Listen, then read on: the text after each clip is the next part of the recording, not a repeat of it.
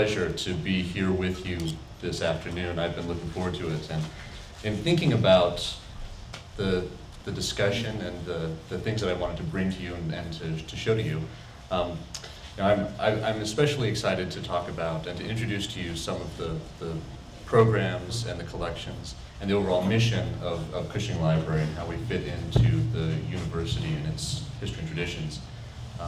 But as I thought about beginning this presentation, I thought that one way to begin would be to take the title of the presentation, Hidden Treasures, somewhat literally, and to start by telling you 3 stories about recent things that have come into the library which in some way are hidden or in a way unseen.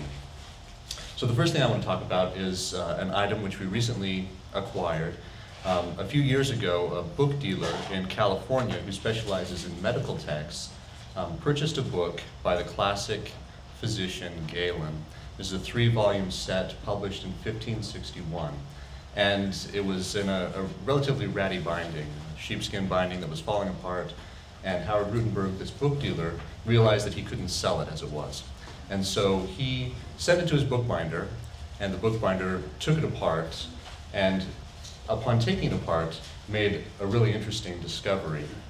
What the bookbinder found was a series of playing cards, 16th century German playing cards, secreted inside the binding itself.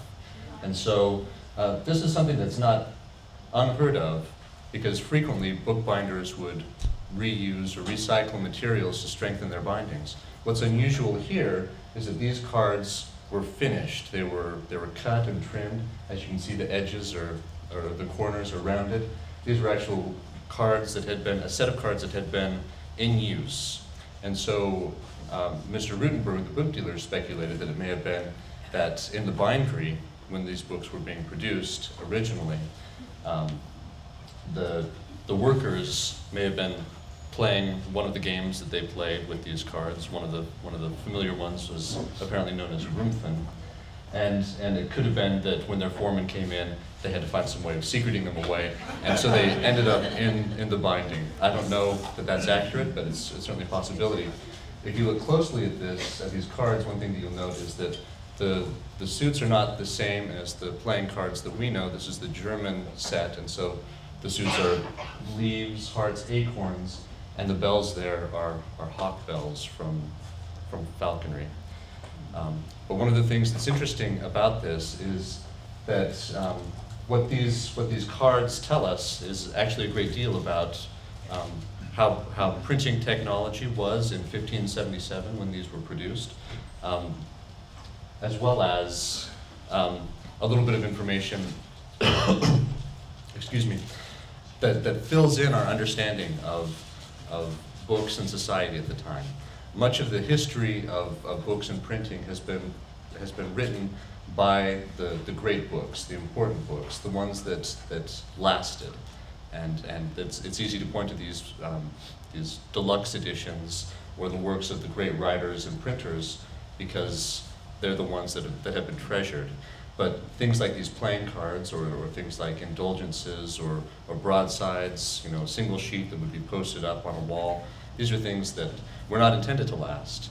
And so when you find something like these cards, they're extremely rare because they were used up, but they tell us a great deal about printing in society and history at the time. Here's the second object that I wanted to talk about. This is a fine book binding in calf. You can see this rather elaborate with this armorial insignia on the front cover. If you open it up and look at the title page, what you see is, again, a relatively deluxe edition with a copperplate portrait on the left side of this French attorney, and then a 2-color title page here on the right, printed in Lyon in 1685. This is a book of law. And so I'm teaching a class right now at A&M, and one of the things that I have my students do is I'd like them to get their hands into the books and onto the books. And so I had one of the students pick up this book and sort of start looking at it and telling the rest of the students the sorts of features that he could find and the conclusions that he could draw. And so as he was looking at this, he was looking through the pages, and eventually, after some time, he turned to this page, where you can see that where you'd expect the body of the book, you have a big gap. Someone has gouged out the center of the book, has lined it with marbled paper, and used it presumably to contain some kind of treasure. This is kind of a security book. So you might have this on your bookshelf. Everyone would think it's normal. You might have your papers inside here. You may have a flask inside here. But one of the things that I think is interesting to keep in mind is that the reasons that books were originally used or originally valued may be very different from the things that we use them for today. And so there may be a primary purpose of the book, which was to talk about French law. In this case, that primary purpose is no longer valued, but the book has a secondary life or a secondary value, in the same way that there are a number of other things in the collection that exist the same way. There's, for example, a Mesopotamian clay tablet that describes a transaction. A man named Alulu purchased a sheep carcass for a tannery from someone else. Now, Alulu is long gone, and so is his sheep carcass, but having that artifact can tell us a great deal about society and transactions and record keeping and various other things from 4,000 years ago. Let's look at the third object that I've pulled, this secret object. This is a book of literature. It's a copy of Walter Scott's epic poem Marmion, which was published in 1808. It's about a battle between the English and the Scottish, the Battle of Flodden Field, which happened in 1513. And this is a very nice binding as well. It's this crushed goat skin, and you can see that there's gilt edges on each side of the book. One of the things that's especially interesting here, and I should preface this by saying that this poem is maybe now best known by a very famous couplet that appears in it. "Oh, what a tangled web we weave when first we practice to deceive." It's one that I think many of you know. But when you open this book, one of the things that you see, if you hold the pages on the opposite edge of the spine at the right slope, you actually see a watercolor painting. This is called a forage painting, and it's a form of decoration that appears in certain books, but it's something that's not immediately obvious. In fact, you might read several pages of the book before you start to see little bits of pigment along the outer edge of the book. This depicts a scene of the battle with, you can see the cannon in the foreground. It's a little bit difficult to see.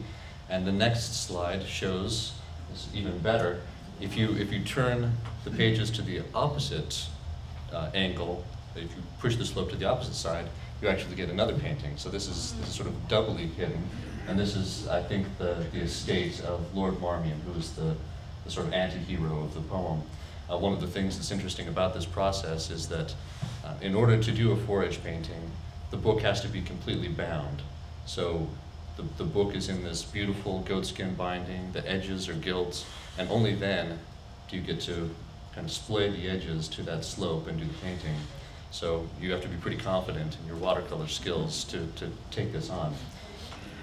And so the question about what this adds to the book, I think, is an interesting one. Is this just a form of decoration? Does it add something substantial to our experience in reading or understanding it? But the idea of the physical object, of the physical book, of the things that we collect in Cushing Library is an essential one. So I want to step back now and in thinking about what it is exactly that we do at Cushing Library. Cushing Library, you may know, was the first standalone library that was constructed on campus. It was opened in 1830. Until that point, the books had been kept in rooms in various other buildings, notably Old Main, across the quad from where Cushing is, which had burned in 1912. And so this was set up and dedicated as the library named after one of the great heroes of Texas A&M history, Edward Benjamin Cushing. And in it, we collect material that is interesting for researchers, which may be rare, it may be valuable, it may be susceptible to damage. It may be part of a greater collection that researchers would value or like to have together in a single place. And so it ranges from the university archives, from a great literary collection, military history, the history of Western expansion, some of the very first printing which occurred in the Western Hemisphere in Mexico City. We also do a large number of programs and meetings.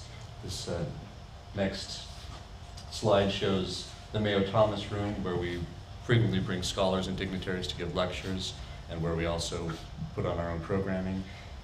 And finally, one of the things I think is especially valuable about Cushing Library, this slide shows the reading room, which has been renovated. When the building was renovated and set apart as the home of special collections in the University Archives, this painted stenciled ceiling and the tables were based on the original ones which were built. And so it really gives you a sense of early A&M history. It's also a great quiet and contemplative space. So if anyone is interested in doing research, unlike many other special collections in the world, which require letters from scholars attesting to the value of your project, we have a very open research policy, which is if you want to come and you have a photo ID and you're willing to sort of abide by the quite reasonable restrictions which we place to ensure the health and safety of the materials, then we welcome you to come. And I hope to see you in some of the events and doing some of the research that we make available. So now I'm going to return to a few more of the hidden treasures in an attempt to give you a sense of the breadth of the collections. I know that many of you know something about the university archives, and so I've sort of put much of the emphasis on the things that I think you may not know about, and we'll try to talk about objects and programs that we offer, and hope that that will give you a sense of the range of what we do at the library. This next object is the oldest object that we have in the library as part of our collections. This is a Mesopotamian clay cone that dates from the 2100 BC range.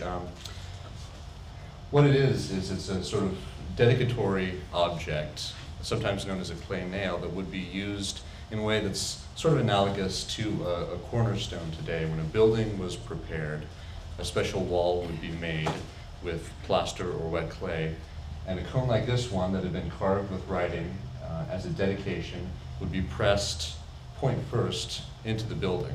And one of the things that's, I think, kind of interesting and even moving about this object is that while the building that it dedicated no longer exists, this object telling us about it, telling us about King Gudea, who was the ruler of the city-state, Lagash, where it came from 2144 to 2124 BC.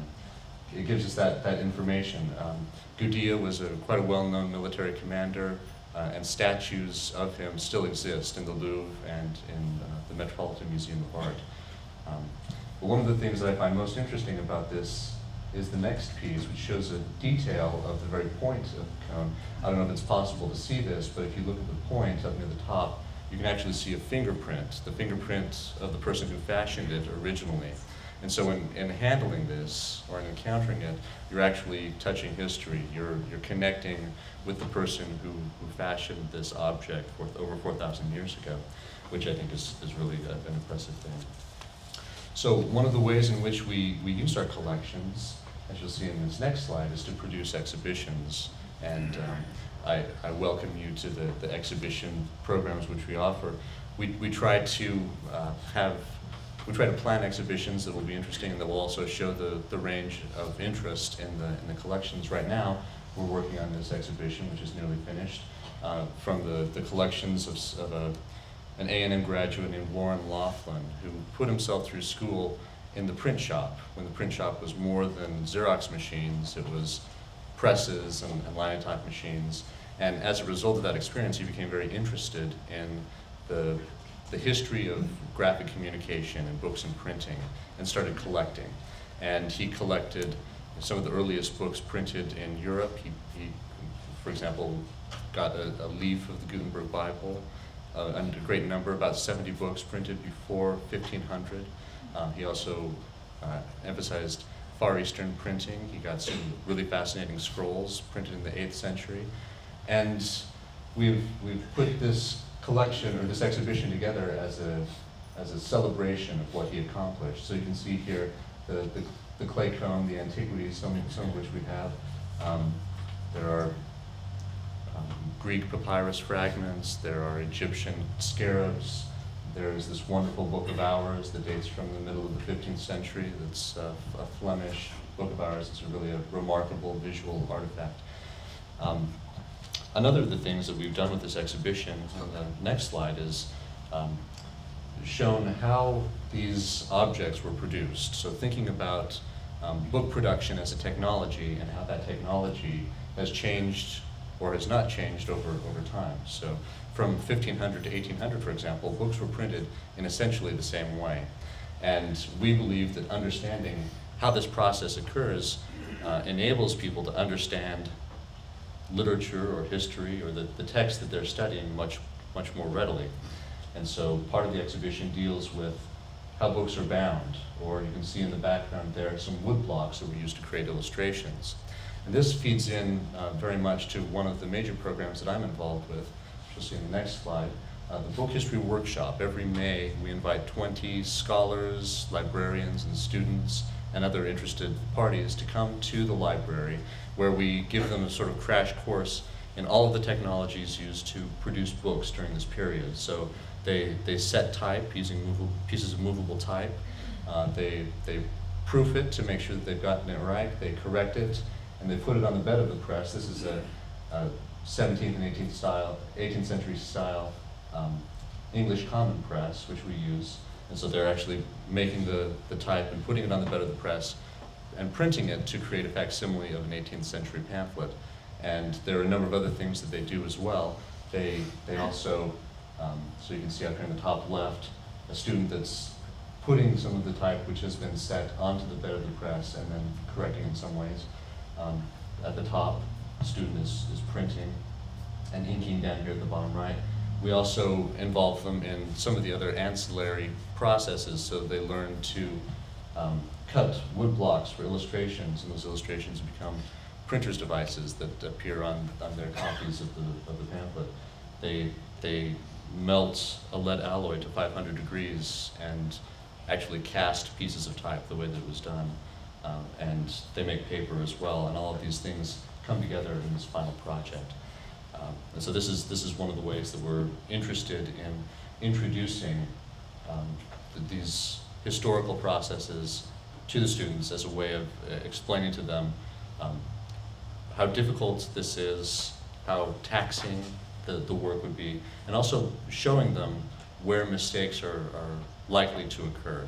And then we'll open up famous books and show them some of the mistakes that still are contained within them. For example, we have a second folio of Shakespeare, the 1632 folio of Shakespeare, and on one of the pages there's a very egregious misprint. Instead of the word actors, which is a big title and something like 36-point type, it's spelled A-C-T-O-S-R. So I can open up this book in a room this size and people can spot it right away, this problem. And as part of the process of printing books at the time, as they were correcting the problems in the sheets, the workers, whose time was valuable, would just keep on working.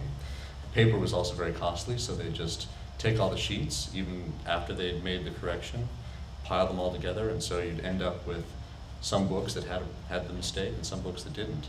And as a result, it creates a kind of fingerprint of the book, which in the last few years has actually been shown to hold up in the court of law to identify a book. So if you know where these variants are, if you know what the physical copy of the book is like or what it contains, you can actually prove that it is this specific item. Another thing that we do is I've got a group of first semester students right now, which I'm teaching, and one of the projects that they're working on is a little book that contains paragraphs or aphorisms that they've written about the book, the history of the book, but also the present and future of the book. What do these 17 and 18-year-old students think the role of the book is going to be in their lifetime? And so they're writing these. Let's see if I can make this one out. This was from a couple of years ago, another group of students that I had. Reading a book is like eating creme brulee from inside a beautiful box.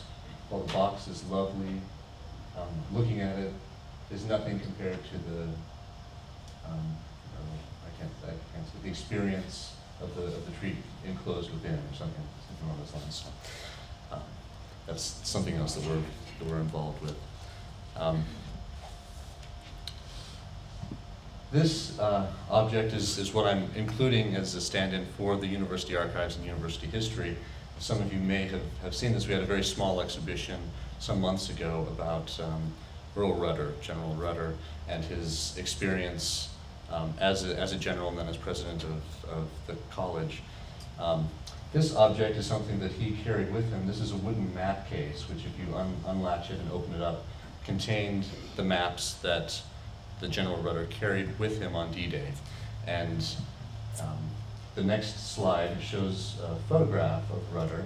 This is one that's in Thomas Hatfield's recent biography. He notes that the satchel that he's carrying under his right arm there actually contained this map case. So that has this object, which we currently have on display, this wooden case. And this is actually point to hawk right here. This is after the Rangers had scaled the points and had secured it. And so quite a momentous occasion for him and for the country in the war. The next slide shows the interior. And so these are the maps which he carried with him. Unfortunately, the map of the point does not appear to have remained. It may not have survived, but these other maps were parts of the collection which he carried with him and which he gave to the university, or which were given to the university after his death. Another piece of A&M history which I brought just as an interesting thing to look at. These are some of the first letters that Sol Ross wrote after he came to College Station and became president of the college. And so you can see 1891 up there in the top. You can see he's written that in. And these letters are fascinating. They describe his experience and his impressions in the college and the town when he arrived. And so once again, these are just a couple of stand-ins of the many great treasures that contain presidential papers, artifacts of all kinds, and a really rich history of College Station Bryan, as well as the college and university as it's developed. So I've mentioned the kinds of things that we try to do for students and the faculty on campus, but I really want to underscore the interest which we have in making sure that the community is aware of and involved with the projects that we have. So this is an exhibition opening, and the man on the left there is Dr. J. Lawrence Mitchell, who's the director of Cushing now. His background is in linguistics and medieval literature. He's also a collector, and what he's showing in that case there is a piece from his collection, a little roll that contains a panorama of a boxing procession created by the 19th century humorist and caricaturist Robert Cruikshank. Dr. Mitchell was a boxer, and part of his collection is in boxing, interestingly enough. So that's a sense of what he does. The next slide shows another aspect of our attempts at outreach. We also try to involve children and young groups in understanding the types of collections that we have, and on occasion have been able to do printing projects and other active hands-on experiences with them. So this, I'm glad to hear that there's some interest potentially in this bit of Texas history. This is an object, a Howitzer Shell, which is part of a collection that was put together by Dr. Greg Dimmick, who was a pediatrician in Wharton County, who became very interested in Texas history. He was a Texas transplant. And he particularly became interested in what happened to the Mexican army after the Battle of San Jacinto. So after Houston and his men routed Santa Anna on April 21st, 1836, Santa Anna's second in command was named Vicente Filisola, a general who was a little more conservative than Santa Anna was. And he decided that rather than rushing in and trying to take on the Texian army, he would pull back and consolidate his forces. Unfortunately, what happened is as they were gathering forces from across Texas, they were caught in what's described as a once-in-a-decade rainstorm.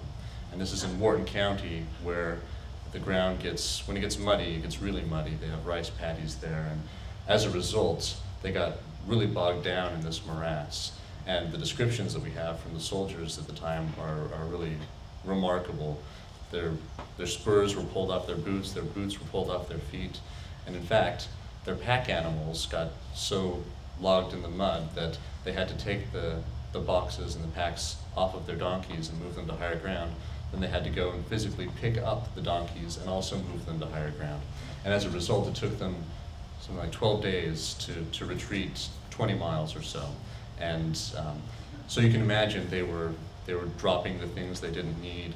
And there's this trail of artifacts, which Dr. Dimmock was able to, using some sleuthing, retranslating some of the early documents, and because of the fact that he was able to get on the land of some of his neighbors who remembered him as a pediatrician, he was able to figure out where this track went. And the artifacts, many of the artifacts which he excavated from that project have come to Cushing Library. This object, this Howitzer Shell, is really a fascinating one. You can see this symbol that was inscribed kind of at the side of the piece, but if you look closely at the top right, you'll see the hole that enters into the Howitzer Shell. This was originally packed with gunpowder, and then it was plugged with a lead plug. And the first one that Dr. Dimmock found, he realized that when he removed the fuse, it was still filled with gunpowder, which he was alarmed about. So, is this still live? Is it going to take off my hand? And so he called the bomb squad at Fort Sam Houston, and he said, I've pulled this out of the ground, what do I do? And they said, don't move it. Whatever you do, just leave it where it is, and we will come and we will take care of it. Unfortunately, he had already brought it into his garage. And since he did not want the bomb squad to show up at his house and his neighbors to see the bomb squad coming into his house, he moved it to a field. And so when the bomb squad arrived, they packed it with C4 and they blew it up. That was their solution. And he was also sort of demolished by this. He picked up the pieces and tried to put this shell together as well as he could. So the next time, when his team found a series of these Howitzer shells, which had obviously been buried because they were one on top of another, there were 3 of them together, he thought, well, not again. So he took out the plug, he went to a local car wash, he took a rag and put it down, and he got all the gunpowder out of the interior of the Howitzer shell and then had it tested. And he says that it was found to be inert. I hope that his testing was more thorough than just holding a match to it, because we actually have a bottle of this gunpowder, which we had on display at the time of the exhibition. But it really was a fascinating exhibition. The next slide shows a number of the other objects which were excavated by Dr. Dimmock, including the top left, the lead plug that goes inside that hole in the Howitzer shell, a horse or mule shoe, the lock plate of a Brown Bess musket, which the Mexican Army used, and then an 8-pound cannonball. And this last image shows the area of the exhibition itself. A lot of small objects, including canister shot, musket shells, objects that were owned by the retreating army. But that was one that we had a great time showing. In the back there, you can also see a very notable book which we were able to acquire specifically for the exhibition. It's the first book that was printed in the Republic of Texas. Sam Houston felt that this was important, that the citizens know about the story of the retreating army. And so Vicente Filasola, who wrote a series of books actually about the retreat in an attempt to prove that he was not a coward, he was actually court-martialed because of the retreat and the debacle that it became. So in trying to prove that he was no coward, he wrote a series of books. This one, Evacuation of Texas, was translated by a friend of Austin's and printed by Gail Borden, and is a really kind of significant piece in Texas history. This book is notable partially because it is the first Bible that was printed in the New World in the Western Hemisphere. And it's interesting that it's relatively late. This was over 130 years after the first books were printed, initially in Mexico City and then later on in Cambridge, Massachusetts. But one of the things that's interesting about it is that you might think that the first Bible might have been a Latin Bible. You might think that it was printed in the original languages. It's none of those things. It's not even an English or a Spanish Bible. The next slide will show. This is a Bible that's been translated or transliterated by a missionary named John Eliot into Algonquin, which is a family of languages of the Massachusetts Indians, so the Algonquins and Natics and other groups. And as part of his efforts, he lived with various tribes of the Indians for over a decade, and then was able to produce this. At the time, it was such a large undertaking that there was no way for the American colonies to produce the paper for the book, so he had to import it from England. But one of the things that's really fascinating about this is that not only is this a remarkable work, this is actually the second edition. The reason it's the second edition is that most of the first edition was destroyed during King Philip's War in 1675. So this is the second edition of 1680 and 85. But one of the things that's really notable about it is that it's extensively marked by early owners. So many of the people that owned the book in the 18th century have made annotations in Algonquin. And so if you look at the next couple of slides, you can see these are notes made, and you can see 1724, 1721, dates at which the book was read.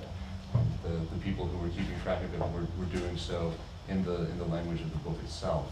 But you can also see that the book is kind of in rough shape. You can see the water damage on either side. You can see the way that it's been cut. I was recently in the university in Charlottesville at the University of Virginia and saw their copy of the same book. This was the first edition. It was beautifully, ornately bound and preserved. But there's something I think that's even more kind of poignant about this one because of its connections with the people that owned it. But also, if ever you are in Cushing Library and are interested in this, I will take this out of the box that holds it and ask you to smell it. And you can smell its history. It's really a fascinating thing. You get a sense of how it was used, how it was carried, and it's some of the things that have somewhat damaged it, but also tell the story of how it was valued over its life. This is a recent acquisition, actually, not the Leaves of Grass, which is first edition Leaves of Grass of Walt Whitman from 1835. Which I brought here to contrast the portrait in the frontispiece. You see a young Walt Whitman dressed as a worker with his hat at a jaunty angle. But this drawing, which we just came into the library in the last couple of weeks, which was made by a man named Percy Ives, who knew Walt Whitman in the last decade of his life, and did a series of drawings and paintings, most of which are now in the Library of Congress.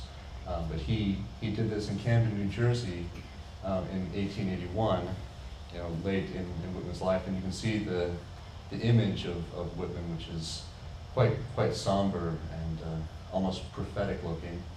But Percy Ives, who had this connection with Whitman and had Whitman actually sign the image, then gave it to a friend, a traveling lecturer and novelist, John Cooper Poe. If you look at the next slide, you can see a souvenir of appreciation to John Cooper Poe from Percy Ives, and then you can see a little bit better the signature of Whitman there. And so John Cooper Poe is quite a well-known 20th century fiction writer, and one who is well represented in our collections. Dr. Mitchell, our director, is actually a biographer of his brother, who is another well-known writer. And so because that had remained in the family, essentially, because of that connection with Poe's family, we were able to acquire it for our collections, which have great holdings in Walt Whitman, including all of the editions of Leaves of Grass that he printed during his lifetime. So this again gives you a glimpse of the range of literary collections that we have. Well, I want to show you just one more object. This is a wood block, and it's a little bit difficult to see because of the way that it is. You sort of have to look at it at an angle. But it shows a slave in chains, and it's cut on the end grain of the wood. So it's what's known as a wood engraving, and would be printed. And I'll show you how it looks when it's printed in a moment. But if you look at the shoulders and the face of the man, you can see the delicacy and the intricacy of the way that the person who cut this block modeled the figure. It's really a remarkable thing, especially to see in person. The next slide I've inverted to show you, it makes it a little easier to read the motto down here at the bottom. It says, "Am I not a man and a brother?" This is a very famous image that was designed initially in the 1780s in the workshop of Josiah Wedgwood, the English porcelain manufacturer, who was also an abolitionist, and so this quite poignant image or statement became very, very popular. The Society for the Abolition of Slavery in England started reproducing it, and it actually became a very fashionable thing for ladies at the time to express their political views by wearing a cameo containing this image. They also struck brass medallions in the 18th century, which showed this very thing. This particular block may never have been printed, and the reason that we speculate that is that in printing a block like this, everything that's cut away isn't printed, will be white in the final print, and everything that is left prints in black because it's raised. But you can see that the background around the figure has not actually been carved away. And so the next slide shows this single sheet broadside. This is something that's held at the Library of Congress. We unfortunately don't have one. It shows a very similar image, but this one, you can see that the space around the slate has been carved away. It also contains a poem written by the Quaker poet John Greenleaf Whittier, Countrymen in Chains, as well as some quotations from scripture. And so this is the sort of thing that would be purchased for a couple cents each and could be spread around or could be posted as a way of expressing, a perspective about slavery and its dangers. So I've tried to emphasize artifacts and a range of things to give you a sense of the sorts of things that can be found, the hidden treasures that are in Cushing Library. In a sense, we're like a museum because of the value and the intrinsic interest of the objects that are here. And we do exhibitions, and it's possible to come and look at things as the student is doing. But what I prefer to think is that we're actually a place where these historical materials are available to everyone to experience, to engage with, and to handle, as these students are doing with this book. We want people to know about the treasures. We want them to be less hidden, as it were. And so I'm really appreciative to you for listening to this presentation and hearing about some of the things that we have as an effort to reach out and let people know about the value and the purposes of the objects that we have. Thank you.